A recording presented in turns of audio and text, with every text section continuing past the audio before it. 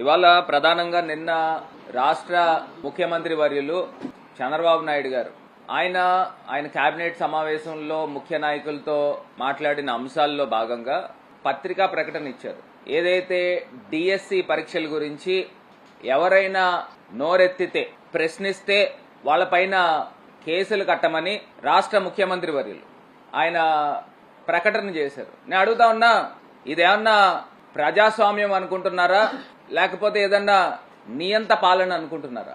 ఏదో North Korea అధ్యక్షుడిలాగా Kim Jong Un లాగా అనుకుంటున్నారా? అంటే ఏంటంటే నాకు అర్థం కాలేదు. డిఎస్సి పరీక్షల్లో మొదటి ర్యాంక్ వచ్చిన వ్యక్తికి రిక్రూట్మెంట్ తీసుకోలేని దానికి అసలు మీరు ఇచ్చే కారణాలు ఏంటి? ఫస్ట్ ర్యాంక్ వచ్చినోడికి ఎవరికైనా ఉద్యోగం ఇవ్వకుండా ఉంటారండి? అసలు ప్రపంచ చరిత్రలో ఎక్కడైనా ఉందా? అసలు ఇంత అన్యాయంగా కారణాలు కూడా వాళ్ళు చెప్తున్నారు. వెరిఫికేషన్ సర్టిఫికేట్ వెరిఫికేషన్ అవ్వలేదని కాసేపు అంటున్నారు, లేకపోతే అతను కాంట్రాక్ట్ ఉద్యోగి కాబట్టి అందు గురించి అతను రిక్రూట్ చేసుకోలేదంటున్నారు, లేకపోతే పోర్టల్ క్లోజ్ చేసేసి అతను కావాలని డిలీట్ చేశారని అంటున్నారు.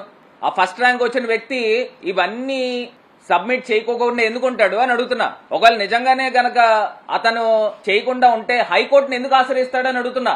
ఇవాళ డిఎస్సి పరీక్షలు మొత్తం అంతా కూడా మేము పూర్తి స్థాయిగా సిట్టింగ్ జడ్జితో సిబిఐ ఎంక్వైరీ గాని ఈ రెండాట్లో చేస్తే నిజ నిజాలు ఏంటనేది బయటకు వస్తాయి. అసలు నాకు ఒకటి అర్థం కాలేదండి.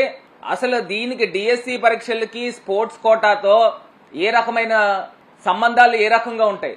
అసలు అవసరం లేని స్పోర్ట్స్ ని కూడా తీసుకుని వచ్చి స్పోర్ట్స్ కోటాలో ఉద్యోగం ఇస్తే అతను టీచర్ అయితే రేపు పిల్లలకి ఏమి పాఠాలు చెప్తాడు? ఇదంతా కూడా ఒక టాలెంట్ బేస్డ్ మీద జరగాలి కదా.